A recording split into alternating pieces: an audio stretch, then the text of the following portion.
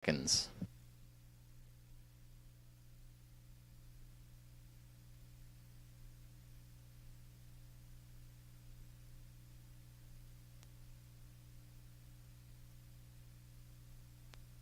Fifteen.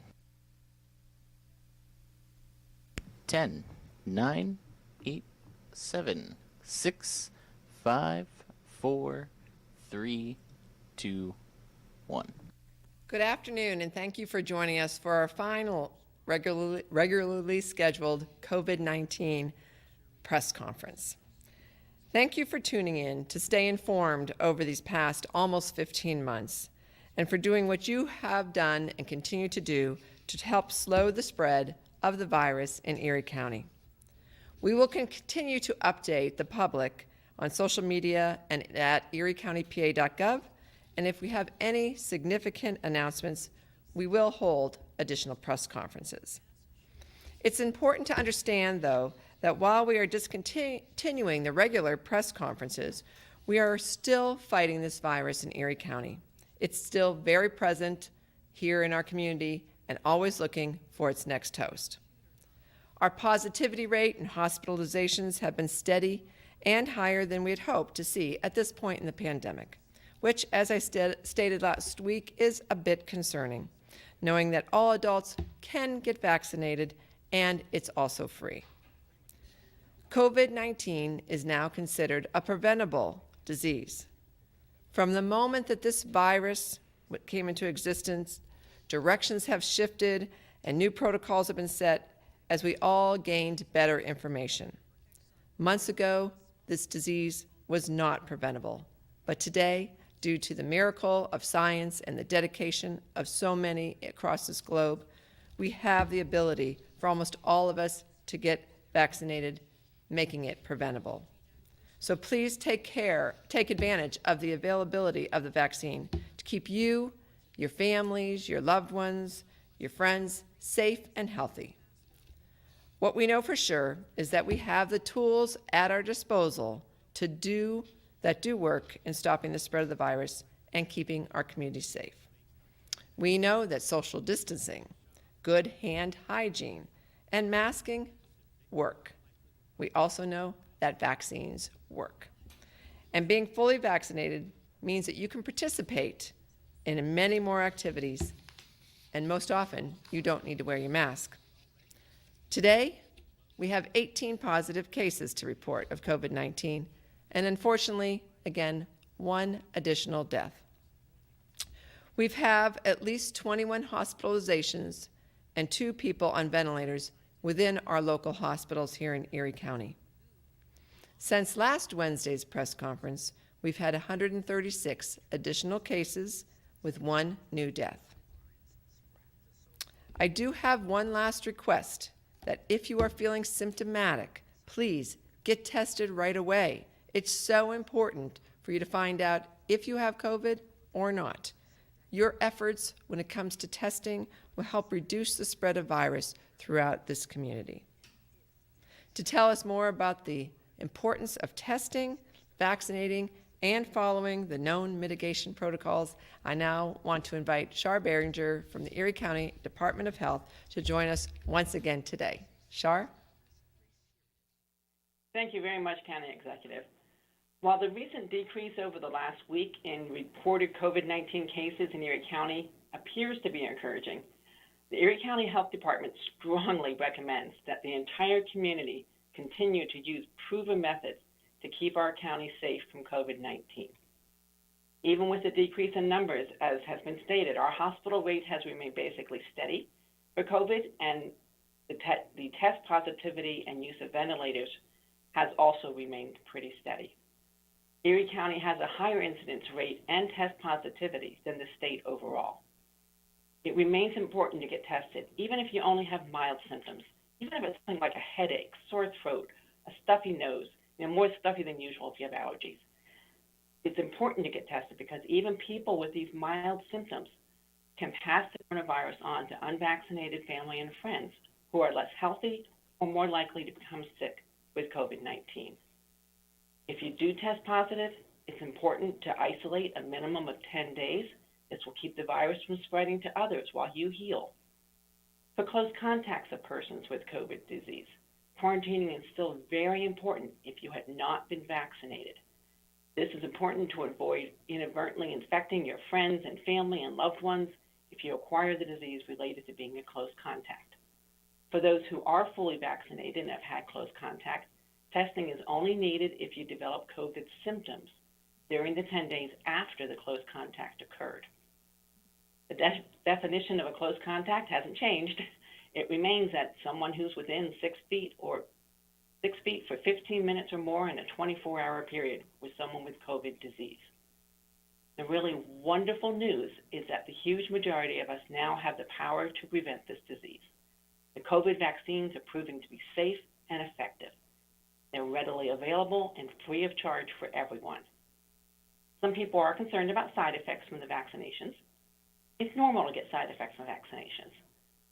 With COVID, the benefits of being protected from this disease are not only be protected from disease, but not be concerned about infecting others, and the ability to safely go without masks indoors and outdoors far outweighs the inconvenience of 1 or 2 days of side effects. Our community's public health relies on all of us doing our shared part to help protect each other. Let's have a really good summer. Thank you. Thank you, Shar. And we understand there's lots of questions out there about the loosening of the mitigation efforts, and we want to help provide some clarification today. So I'm really grateful that Amy Machinsky, Supervisor of Environmental Health Services at the Erie County Department of Health, is able to join us. And now I'd like to turn it over to Amy. Thank you, County Executive. Yes, as you stated earlier, we know what works and what has been working for us throughout this pandemic. And although the mitigation orders are loosening to where if you are fully vaccinated, you do not have to wear masks, we are still recommending that masks are utilized. As said earlier, we know that this works. We know that this helps slow the spread of the COVID-19 virus. The virus is very much still here. It is not gone. It has not gone away. So we need to just make sure that we are doing due diligence and being vigilant of the things that are around us. And using masks has proven itself useful and has worked. So though the mitigation orders are lifting to where if you're fully vaccinated, you do not have to wear masks, remember those that are not vaccinated and under the age of 12 are still required to wear masks. So those things have not changed for them. Well, thank you, Amy. I also want to provide a bit of an update on the Emergency Rental Assistance Program that's being run through Erie County Care Management. This has been such a great help for those who've really struggled through this pandemic, particularly with their housing issues. We've had over 1,300 applicants submit to this program. More than 400 households have been approved so far, with payments, and 200 more are currently in process.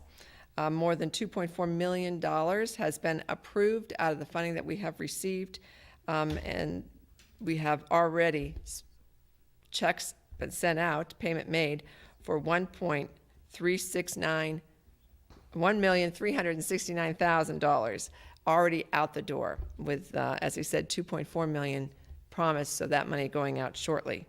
This program is available to those who are in need, and I ask you to either go on the Erie County Care Management website or on the front page of eriecountypa.gov, and you will find the link to find out if you are eligible, if you are struggling to pay those rental bills that you have or some of your utilities. And now I'd like to turn it over to the media, and we will start today with Erie News Now. Hi, good afternoon. A question for Shar. As we hit the 2-week mark after the mask mandate for vaccinated people was lifted, although we know, of course, that there are obviously unvaccinated people out there who are not wearing masks as well, any concern that we might soon see a rise in cases because of that?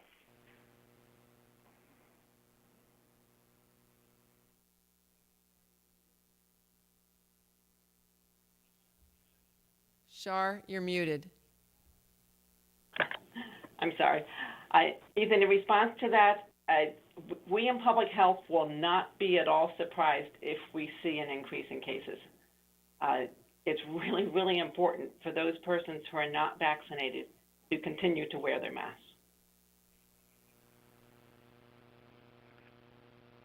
Thanks.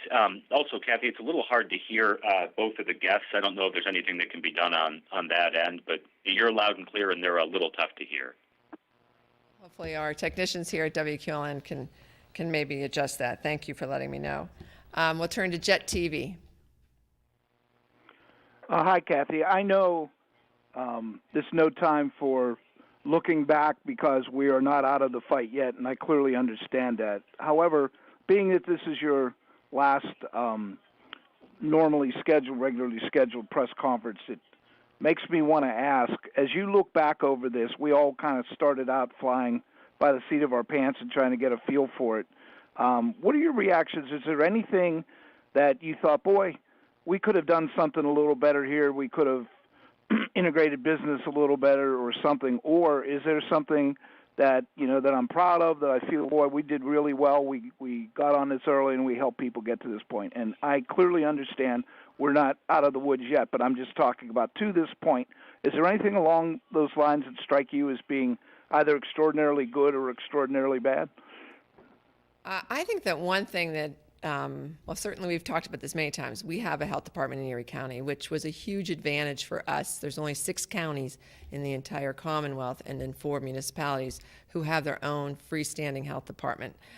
So that put us at a great advantage. But I want to say I was so impressed with the environmental team, and we have Amy on with us today, but what they were able to do in terms of building partnerships with our businesses, with our school districts, with those entities who really didn't know what to do in the wake of sometimes confusing and conflicting information coming out of the state or the feds. That team was able to be such a great partner to the community as a whole.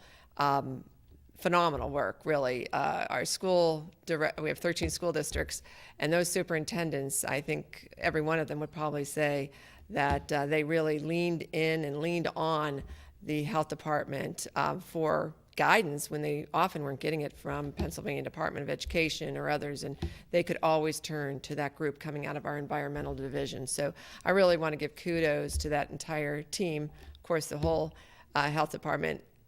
And I will say, I truly believe because we have a health department, a very capable, skilled group of people working at the health department, and because of the community coming together collaboratively, many lives were saved in Erie County. We took early action. I think that was the right thing to do, and for that, because of that, we'll never know how many, but I truly believe that we saved lives here in Erie County. Thanks. All right, we'll go now to Erie Times News, to David. Yes, Kathy, thank you. As we get closer and closer to the Memorial Day relaxation of almost all the mitigation measures, if you can, Kathy, tell me a little bit more about what business folks have said to you, the ones you've come in contact with. Are they prepared? What do they expect to see come Monday and the days right after that? If you don't mind, I'd like to turn this to Amy because they are the ones, she and her team are the ones talking to those businesses on a regular basis. Amy? Thank you. Yes, we have been providing a lot of information and education resources to businesses.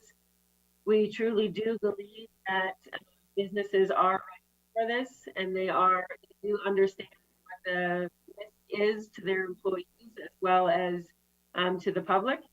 So we believe businesses are ready, and we believe that the community is ready and can do so safely as well, keeping in mind that, everybody is still understanding that COVID-19 has not gone away, and it is still here, and it still can be transmitted, and it still can be passed on. So we made it very clear to a lot of business establishments and a lot of events that are coming up and what the risks are, and we really try to be a valuable resource to the community in helping making these events and businesses thrive. Thank you. Thank you, Amy. And a quick follow-up to you or whoever wants to answer this. Talking with some business owners, they're real worried about the unvaccinated people coming in unmasked, and they don't want to be the mask police or the vaccine police and ask their customers. What do you say to those people who are not vaccinated who plan on showing up at businesses and not wear a mask? Well, we hope that that they understand the risk that they are putting not only themselves but others. I think about the workers of the establishments that are trying to get their businesses back up and running and back into good standings. The risk that they're putting those people at, and the under immunized people, is really great. So we're really hoping that the masking, still does continue, even though it does loosen, because there is still, this public health that we, are striving for to build our community and be able to loosen things altogether. And once we get to that point, again, remember, we're only at 40% vaccinated. So there's still a lot of risk out there that can be transmitted, to loved ones. Thank you. We'll go to Joel at Talk Erie. Thank you, County Executive. Another question, maybe to follow up on David's question for Amy. Are there any particular new guidelines coming out about conducting business after the 31st? I mean things like the plexiglass and, social distancing. Is all that out the window now for businesses that are reopening? As of right now, after the 31st, the only requirement, and the key word here is requirement, is that masking still applies to unvaccinated people and children under the age of 12. All the other mitigation requirements have now become recommendations. So hopefully that answers your question. Okay, and just a quick follow-up on your answer to David, insofar as that those that are vaccinated, they really don't have anything to worry about if they enter a business and there is an unvaccinated, unmasked person, correct? It's really the contagion is between unvaccinated people. I'm actually going to pass that over to Shar for a clinical response, because that's a little out of my wheelhouse. Thank you.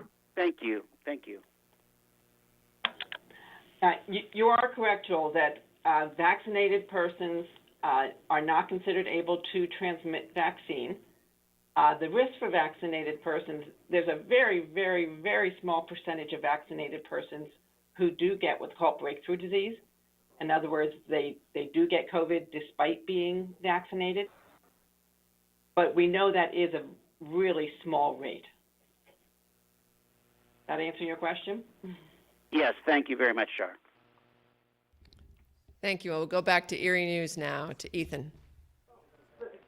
Hi, another question for Shar. We've talked about, or we've heard the county talk about it, as well as hospital leaders talk about needing to shift approaches away from big clinics to more community-based outreach. Any plans to continue that process? What can we expect kind of down the line here as the vaccination effort continues but changes gears a little bit? You are correct that the vaccination efforts are ending as far as the very large mass clinics. The need for them has been met. So our vaccine team is very definitely looking at smaller, more focused vaccine opportunities in our county. Any clue when we might start seeing some of those throughout the county, when we could see, a lot of those going down, smaller clinics or clinics at businesses or at schools or anything like that? I know we've seen some, but when might we see a more widespread vision of those? At this point, will really depend on demand. Has plans at least several of these, so we'll really have to what the show rate is like that are offered. Thanks. So this, I think, is a great segue for me to just make an announcement that the Church of the Covenant asked me to make. That's the First Presbyterian Church of the Covenant at 250 West 7th Street. They're going to have a clinic a week from Sunday, which is June 6th from 3 to 6 p.m., and they're going to offer free Porky's Pizza to all vaccine recipients during that event. So I think we're going to see more events like this, which kind of goes to your question, Ethan. They will be, I believe they're working with UPMC for that vaccination clinic, and those are the kind of targeted clinics that we will see many more of. And now we'll go to Jet TV to Scott.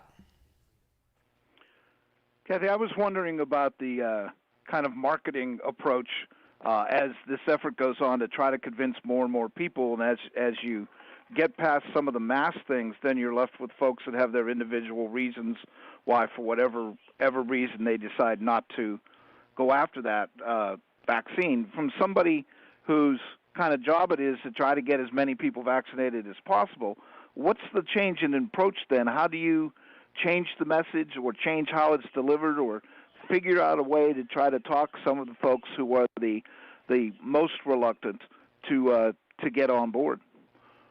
It's really difficult, as we all know, because we've been trying to do this, but some of it we believe is truly making it just much more convenient for people, like showing up at a Seawolves game. UPMC is doing a clinic at the Seawolves, by showing up at your church, or by showing up for the clinics to show up in your community. You know, if you live in one of the more outlying areas from the urban center, it's not as convenient for you, and your work schedule may be making it more difficult.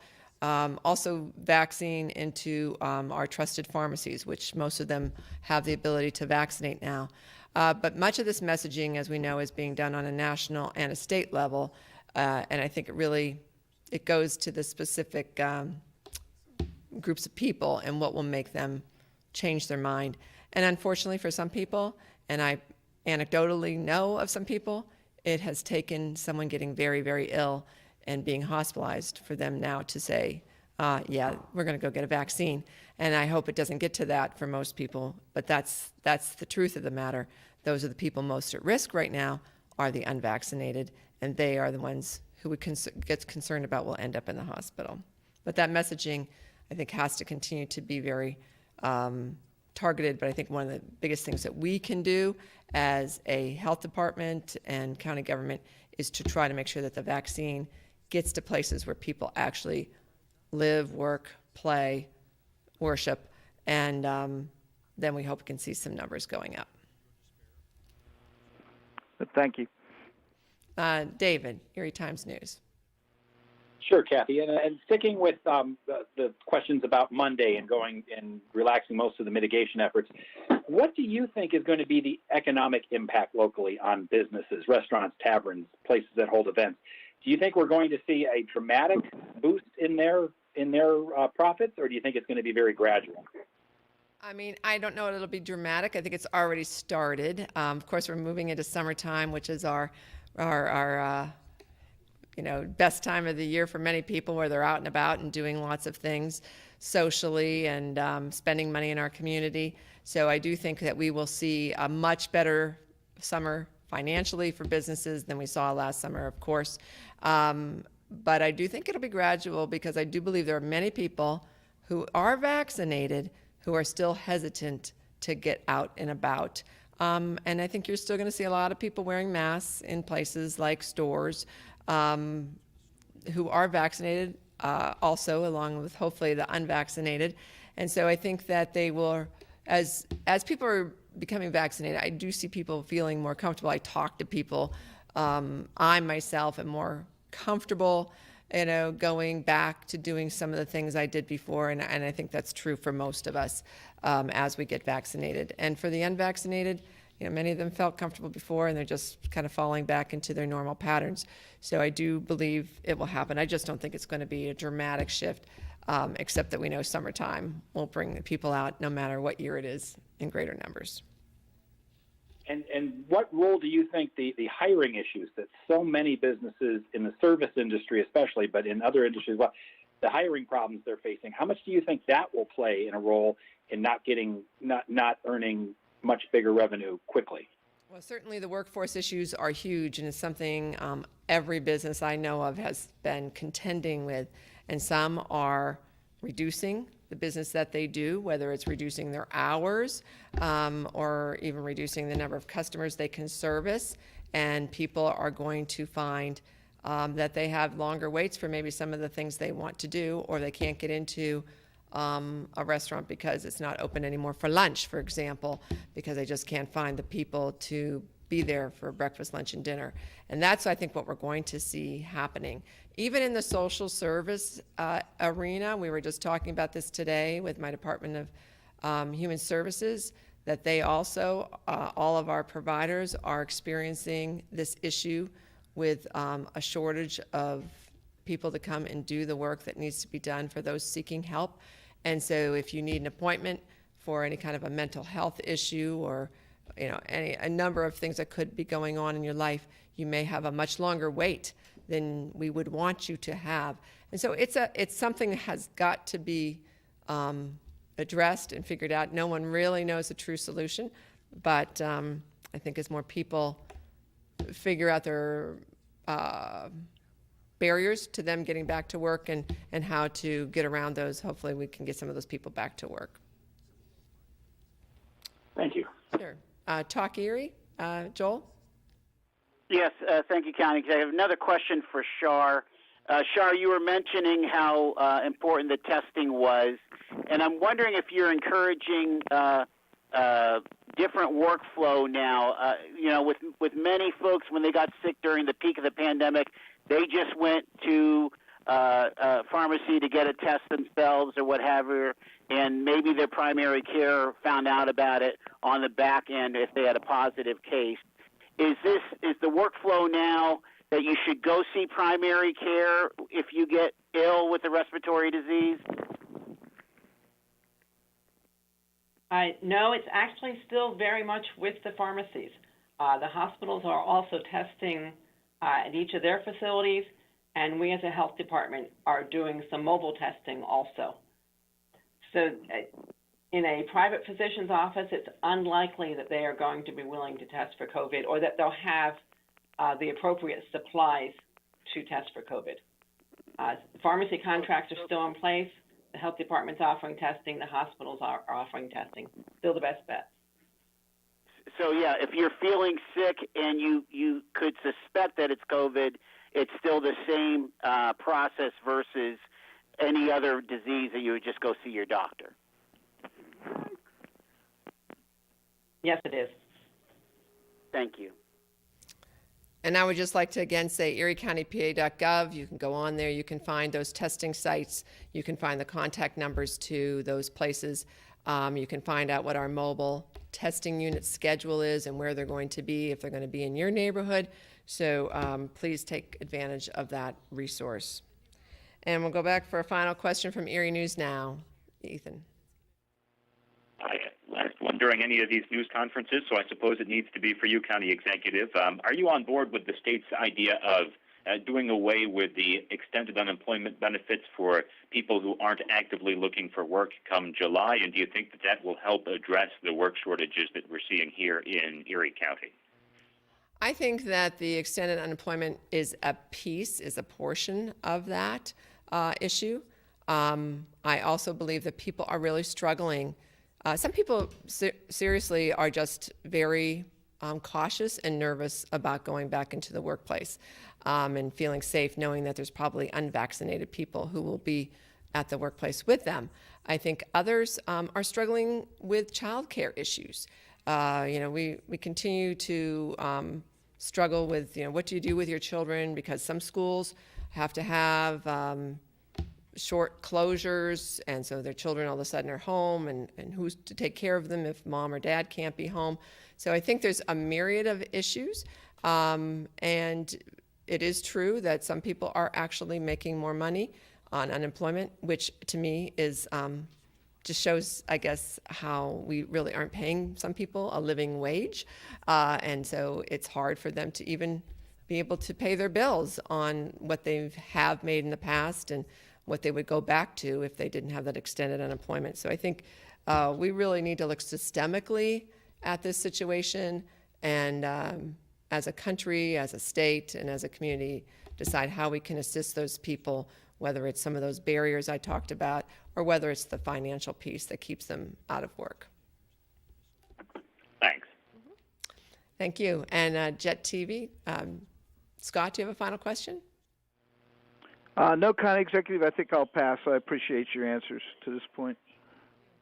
And we'll go back to David, Erie Times News. I think you've been with us almost the whole way along, almost every time, David. Do you have a final question? Yep, except for vacation weeks. I've been here all along. So I want to ask you kind of a reflective question on this, Kathy. It's been 15 months. It's been a lot of surprises. What has surprised you and the staff at the health department the most about this coronavirus? Well, first of all, that we had to deal with it. Let's just start at the beginning. None of us expected this. It was a shock to the world. It was a shock to us. I think the complexity of this pandemic, there were so many twists and turns almost on a weekly basis. The things that would come up that was really outside of what you would think would happen. You could not really truly plan for this pandemic. You can do those tabletop exercises, but something of this nature and this widespread and this complex is something none of us could have truly been prepared for. But I think the other thing that has surprised me in a very pleasant way and a very heartwarming way is this community as a whole. I mean, here we are doing work at QLN. They've made this available to us how many weeks now? All of the media has been so supportive in getting the message out. Our hospital systems, which you know are not always partnering in everything they do, really came together and partnered through this. Our neighborhood centers partnering with our health systems to really get to some of the populations who are most at risk during this time. And I mean, just on and on, this community truly gelled together, found a way to collaborate and to save lives collectively, and I can't say enough about the beauty I've seen in that. This is really a special place to live, and a lot of very special people in this community. And one quick follow-up, how does this pandemic change public health long term? My hope is that we understand that we have got to invest in public health, because public health is absolutely essential to the quality of life of a community and to the economic success of a community. So if there's any doubt about that, and just look at what happened over this past year, public health has to be integral to our community, and it has to be invested in as beyond this pandemic and going into the future. Thank you, Kathy. And Joel, I believe you've been with us every single week. I don't know if you've taken a vacation, so you're going to have the final question today. Thank you so much, County Executive. And it is for you, and again, in that reflective nature, there's a lot of talk about the long tail of COVID, that after the pandemic, what are the after effects? So in the aftermath of the COVID pandemic, what do you think that the community should be focusing on in the long term? Is it children's educational outcomes? Is it behavioral health and some of the issues we're finding there? The financial recovery of our small businesses? Or does something else keep you up at night? So we have a great opportunity, I think, with the American Rescue Plan funds that we have coming into this community to look at how we can make some transformational changes in our community. We should not be using this money to, fix as the proverbial pothole, right? We should actually look at the trajectory. And there's a lot of great ideas out there, and we've got to sift through those and determine what is actually possible going forward. But I do believe there's so much that we have learned through this pandemic, and that we need to take those lessons. So the things that keep me up at night are, I think, all the things that were unveiled. There was a lot of stuff that was unveiled through the pandemic. You talk about the behavioral health issues. We were having mental health and behavioral health issues within our younger people that has been growing for years, and this pandemic has just exacerbated that. So what can we do differently to try to change that trajectory going forward? The racism and the systemic racism that resulted in communities of color being adversely affected by this virus in much greater numbers. But we knew that there was already health inequities in those communities. And this has truly taken the curtain away, and it exposed that for what it truly is. And those are the kind of things that I think we need to really be looking at. And then when it comes to our businesses, I'm going to go back to the fact that before this pandemic happened, Melissa Lyon was kind of trying to beat the drum that public health was absolutely essential to economic development and was listened to but not really taken seriously. And now I think everyone's taken this very seriously. So our private businesses have to understand how important public health is, and I think they do now, and we know we all have to invest in this for the well-being of our future, and that helps businesses to be more resilient when you have healthier population and who can actually come to work every day and help sustain your business. So lots of work to be done, but I think we've all learned a lot, and hopefully we'll take those lessons forward and do good things. Thank you, Kathy. Appreciate it. Thank you. Well, I want to end with some thank yous myself. I want to first of all thank all the viewers and listeners who've stayed with us for this past year plus. I want to thank the media. Again, you've been so diligent in getting the information out to the citizens of this community in a way that is, accessible to them. And I just want to thank you for being with us this whole way along. And again, this pandemic's not over, but for this particular time frame, you have certainly been with us all along the way. I want to thank the many, many guests who've joined me over these almost 15 months on this press conference, whether it's our hospital systems, whether it's the Erie County Department of Health staff, whether it's Dr. Nadworny and just so many other great people who were able to join us. You helped get out the latest and most accurate information from a local perspective, and that was so important.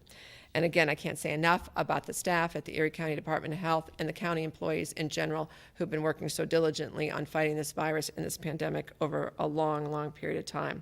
I want to thank Mark Blakeney, who unfortunately couldn't be with us these last couple weeks, but we all know he was with us most of the time interpreting for those who have hearing challenges. So thank you to Mark. And finally, a huge thank you to WQLN, who is our public TV station, and they've certainly shown through in their public mission while they have allowed me to do these press conferences right here from their studios, allowing all the other media to have the kind of access that we wanted everyone to have, but in a very safe manner. So again, I appreciate everybody being with us. It is not over. So in the meantime, I ask all of you to continue to do what you can to keep this community safe. I ask you to continue to wear your masks, especially if you're with people you don't know and you don't know if they're vaccinated or not. Certainly, if you are not vaccinated, it is mandated that you continue to wear your mask, and I ask you to please do that to keep yourself safe, to keep your family safe, and to keep our community safe. I ask you to please use good personal hygiene with your hand washing and such. That will keep you safe from a lot of things going forward beyond COVID.